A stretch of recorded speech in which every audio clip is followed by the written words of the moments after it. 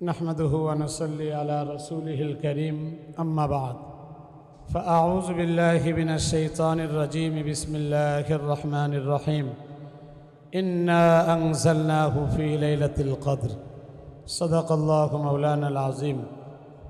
অধ্যকার আয়োজিত বাংলাদেশ খেলাফত মজলিস বিরুলিয়া ইউনিয়ন শাখা কর্তৃক ইনসাফপূর্ণ সমাজ গঠনে মাহে রমাজানের ভূমিকা শীর্ষক আলোচনা ও ইফতার মাহফিলের মুহতারাম সদরে জলসা ও অন্যান্য মেহমানানে কেরাম, বাংলাদেশ খেলাফত মজলিসের বিভিন্ন স্তরের নেতৃবৃন্দ ও কর্মীবৃন্দ, আমি অত্যন্ত সংক্ষিপ্ত আকারে দুটি কথা আলোচনা করতে চাই।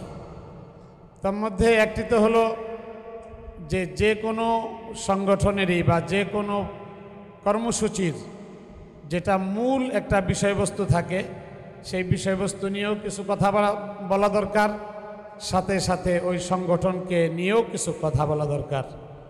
ইনসাফপূর্ণ সমাজ গঠন, এটা হলো আজকে আমাদের মূল প্রতিপাদ্য বিষয় আলোচনার।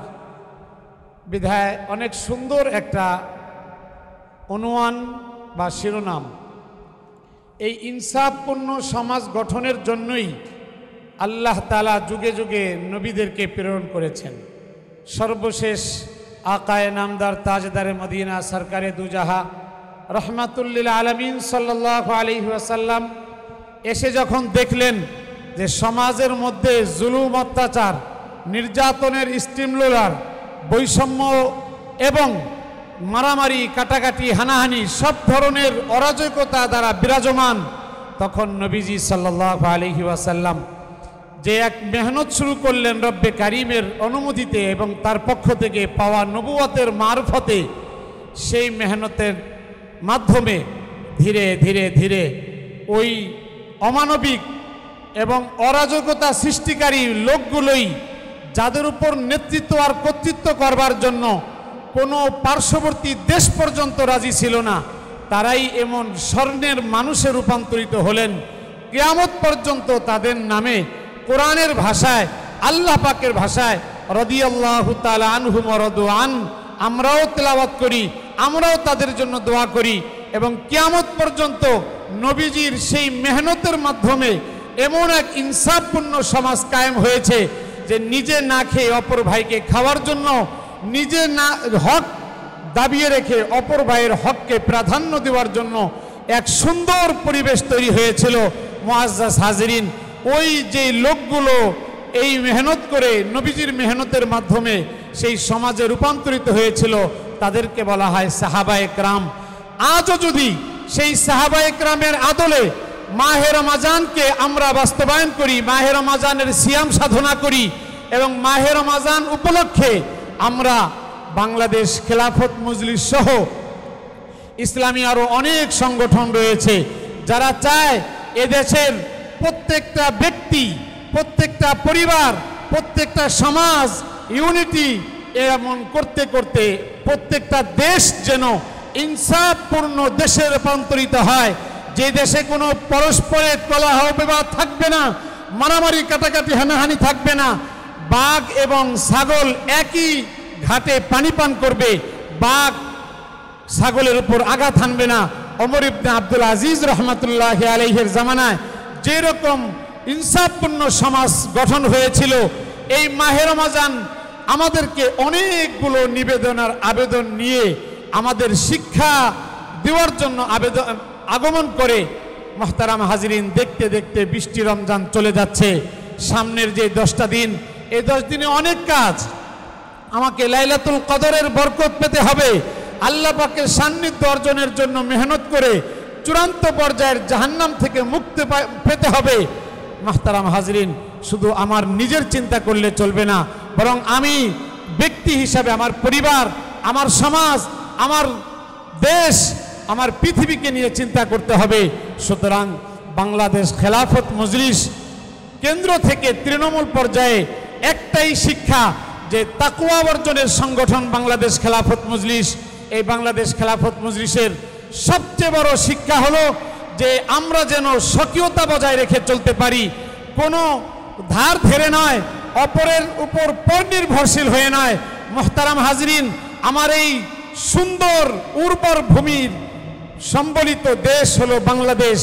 এই বাংলাদেশে ইনসাফপূর্ণ দেশ কায়েম করা খুবই সম্ভব এবং সম্ভাবনা রয়েছে। কিন্তু আমরা যদি কখনো ভারতমুখী হয়ে থাকি, কখনো আমেরিকামুখী হয়ে থাকি, কখনো চীনের উপর নির্ভরশীল হয়ে থাকি, তাহলে এই বাংলাদেশের জাতি কোনোদিন ইনসাফপূর্ণ সমাজ মানুষকে হাদিয়া দিতে পারবে না। ইনসাফপূর্ণ দেশ আমাদের রূপান্তরিত হবে না। যদি আমাদেরকে নিজের পায়ে দাঁড়াতে হয় তাহলে পরনির্ভরশীল হলে চলবে না। আমরা যারা মুসলমান যে কোনো পর্যায়ের হোক, এক হয়ে আর নেক হয়ে ঐক্যমতের ভিতকে মজবুত করে যদি আমরা সামনে অগ্রসর হতে পারি, তাহলে বর্তমান যে অবস্থা বিরাজমান সেই অবস্থায় আমাদের দেশে খেলাফত কায়েম করা সম্ভব, ঠিক কিনা বলেন? আর খেলাফতের মাধ্যমেই দেশের মধ্যে ইনসাফপূর্ণ সমাজ গঠন হবে। মানুষের মধ্যে জুলুম, অত্যাচার আর নির্যাতনের যে এক যোগ্যতা এবং যে এক মাত্রা রয়েছে সেটা দূর হবে।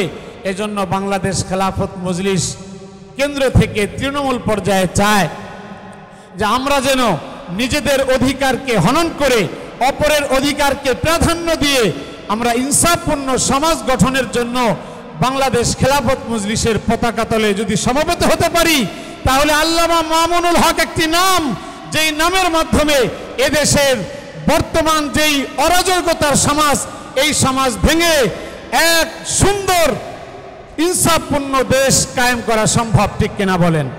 এজন্য আমি আপনাদের সকলকে উদাত্ত আহ্বান জানাচ্ছি, এই মাহে রমাজানের শিক্ষা হিসেবে আসুন গণতন্ত্র আর সব ধরনের তন্ত্রমন্ত্রের স্লোগানকে ভুলে গিয়ে, কোনো ধরনের মানুষের জন্য জান কুরবান করা ভুলে গিয়ে আল্লাহ পাকের জন্য জান দেওয়ার এবং তাজা রক্ত দিয়ে হলেও এই দেশে নয়, শুধু সারা পৃথিবীতে খেলাফত কায়েমের জন্য বাংলাদেশ খেলাফত মজলিসের পতাকা তলে সমবেত হই।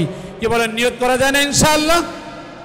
আল্লাহ তাআলা আমাদের সকলকে এই সংক্ষিপ্ত সময় এলোপাথারিভাবে কিছু কথা বোঝানোর জন্য আমি বলছি, আরও হয়তো কেউ আছেন কথা বলবেন। আমি আপনাদের সকলকে ইনসাফপূর্ণ সমাজ গঠনে বাংলাদেশ খেলাফত মজলিসের পতাকা তলে আল্লামা মামুনুল হকের হাতকে শক্তিশালী করার উদাত্ত আহ্বান জানিয়ে শেষ করলাম। আল্লাহ তাআলা আমাদের সকলকে তৌফিক দান করুক। আমিন। ওয়া আখিরু দাওয়ানা আনিল হামদুলিল্লাহি রাব্বিল আলামিন।